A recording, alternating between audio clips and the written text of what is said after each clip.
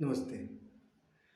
जो घटनाएं हम लोगों के साथ घटती हैं, इन घटनाओं से हम लोगों को मिलने वाला सबसे बड़ा लाभ क्या है? या मैं अपने अनुभव की बात आपसे बता रहा हूँ। मित्रों, कोई भी घटना घटती है तो या तो सुख होता है या तो दुख होता है, या तो प्रसन्नता होता है या तो विषाद होता है। मतलब कोई तनाव, चिंता, बेचैनी, उलझन इत्यादि इत्यादि ऐसे तमाम चीज़ें होती हैं किसी भी घटना के घटने पर। तो जानते हैं, यही तो घटनाओं के घटने का, अथवा ऐसे कह लीजिए कि परमात्मा जो हर समय हमारे साथ हो रहा है, घटनाएं जो हमारे साथ हो रही हैं, परिस्थितियां जो हो रही हैं, इनसे जो लाभ मिलता है, यही सबसे बड़ा लाभ है कि हमें अपने अंदर की सच्चाई का पता चलता है कि हमारे अंदर कितना मनोविकार है। मतलब कि कितना लालच है, कितना द्वेष है, कितना तनाव है, कितना झल्लाहट है, कितना बेचैनी है, कितना उन्माद है, कितना पागलपन जैसी स्थिति है, कितनी खुशी है, कितनी प्रसन्नता है, कितना निर्भरता है, कितनी शीतलता है, सब कुछ पता चलता है। तो पता यही चलता है कि हमेशा उलझन ही उलझन ज़्यादा दिखाई देता है, ज़्यादा हमको टेंशन ही दिखाई देता है, ज़्यादा हमको विषाद ही दिखाई देता है, ज़्यादा हमको ईर्ष्या, द्वेष, तनाव ही दिखाई देता है। तो मित्रों, अब यही तो बात है, घटनाओं की देन है कि हमको सब कुछ हमारे अंदर की हकीकत का पता चलता जा रहा है।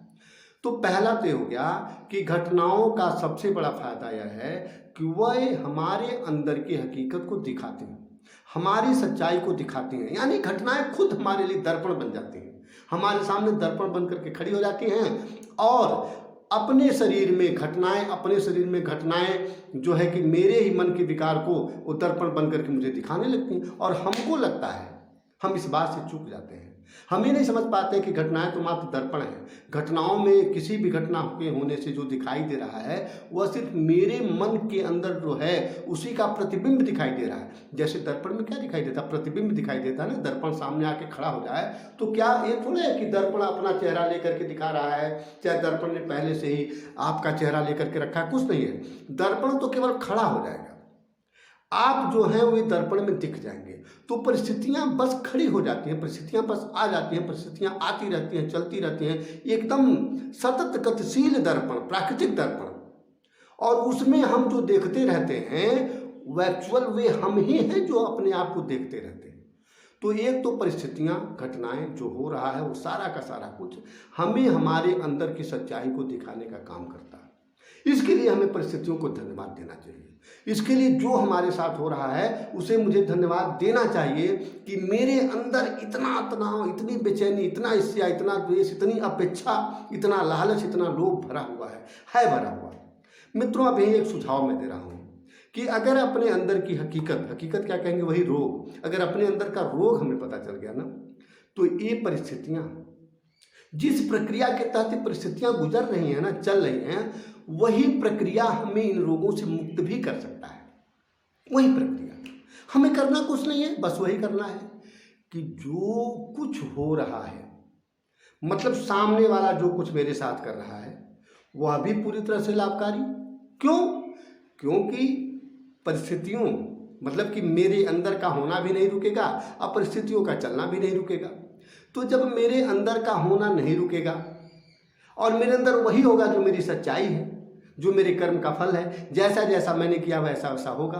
सामने वाला व्यक्ति भी मेरे साथ कुछ कर रहा है, चाहे गलत कर रहा है चाहे सही कर रहा है, मेरे नज़र में तो गलत ही कर रहा है, तो वह भी तो वही करेगा ना कि जो उसके पूर्वजन्म की कमाई है, जिस चीज़ को करने के लिए वह बाध्य है अपना, उसी हिसाब से वह करता जा रहा है।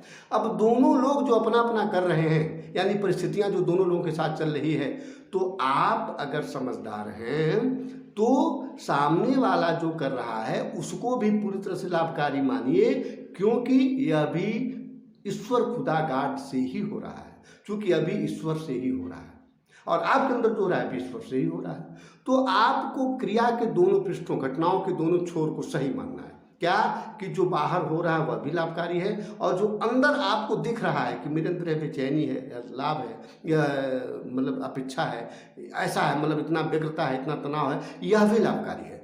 इन दोनों चीज़ों को देखिए। अब मेरी बातों को मैं बहुत ही अलंकारिक ढंग से पेश नहीं कर पाता हूँ। जिया हूँ, जीता हूँ, और इसी भाव को जीने में आनंद आता है। इसी भाव को जीने में हमारी समस्याएं, हमारी कठिनाइयाँ बिल्कुल धीरे धीरे तिरोहित होती हैं, खत्म होती हैं। तो यही मैं अपना अनुभव आप लोगों को बताते रहता हूँ। उसी पर हम लोगों की बात होती जाती है कि जो हो रहा है उन दोनों को, जो हमारे अंदर विकार है, यह विकार भी मेरे लिए लाभकारी है। जो ईर्ष्या है, जो द्वेष है, जो तनाव है, यह भी मेरे लिए लाभकारी है, ऐसा हमें मानना है। सामने वाला जो मेरे साथ कर रहा है वह भी लाभकारी, ऐसा हमें मानना है। अब ऐसा मानने से होगा क्या? तुरंत की बात नहीं है। ऐसा मानने से पहले ऐसा मानकर जिए तो आप पहले इसी को मान करके आप चलते तो रहिए, अपने पथ पर आगे तो बढ़ते रहिए। अपने पथ पर अगर यही चीज़ समझते हुए, जीवन में उतारते हुए, इसी को मानते हुए अगर आप आगे चलते चले जा रहे हैं, बढ़ते चले जा रहे हैं, तो जानते क्या होगा? किसी घटना से, आज जिस तीव्रता की घटना से आप जितने बेचैन हैं, उसी तरह की घटना कल आएगी, लेकिन उतने बेचैन आप नहीं होंगे।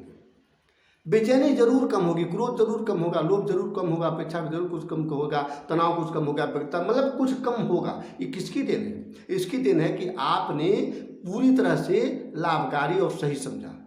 जो घटना घट रही उसको भी, और उस घटना के घटने से आपको जो बेचैनी हुई उसको भी।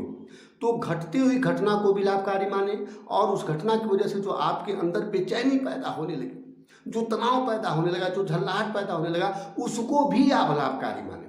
आप तो लाभकारी मानने में लग गए, नहीं तो अगर लाभकारी मानने में नहीं लगेंगे तो क्रोध पैदा हुआ तो तुरंत मारने में लग जाएंगे। देखिए कितनी प्राकृतिक ढंग से, कितने तरीके से आपको रोका जा रहा है। कि आप क्रोध कर रहे हैं तो बस क्रोध करने में ही लगे रहिए। ये नहीं कि क्रोध करने के बाद अब लाठी भी उठा लीजिए, बंदूक भी उठा लीजिए, एकदम बिल्कुल विनाश पर उतर आइए, संहार पर उतर आइए, युद्ध पर उतर आइए। अब ऐसा होता है कि जब व्यक्ति सामने वाले को गलत और अपने को सही मानता है, तो अंदर जो तनाव है, जो व्यग्रता है, जो बेचैनी है, जो बौखलाहट है, जो क्रोध है, वह पैदा होता है, और वह अपने जाल में ऐसे फंसा लेता है कि अब और घिनौने कृत्य करा ही लेता है। और यहाँ इस सूत्र का चमत्कार देखिए कि आपको यह साधना जीनी है कि जो सामने वाला कर रहा है वह भी सही, और उसके करने से जो आपके अंदर हो रहा है यह भी सही, दोनों को सही और लाभकारी मान करके आप जिए। उस जीने का फायदा यह होगा कि धीरे धीरे अब अगली बार आप देखेंगे तो वैसे ही घटना के घटने पर भी आपके अंदर व्यग्रता कम हुई, फिर व्यग्रता और कम हुई, अगली बार देखेंगे और कम हुई। मित्रों धीरे धीरे बहुत चमत्कार होगा, बहुत चमत्कार होगा। तो घटनाएं जो घट रही हैं दो तरह से लाभ दे रही हैं। एक तो हमारे अंदर की सच्चाई को दिखा रही हैं, और दूसरे हमारे अंदर की सच्चाई देख करके जो हमारे अंदर का रोग पता चला उसे खत्म करने का उपाय भी घटनाएं ही बता रही हैं। इनको बिल्कुल तहे दिल से धन्यवाद। परिस्थिति ईश्वर का उपहार है ना, इसलिए इनको तहे दिल से धन्यवाद देने की जरूरत है। मित्रों नमस्ते।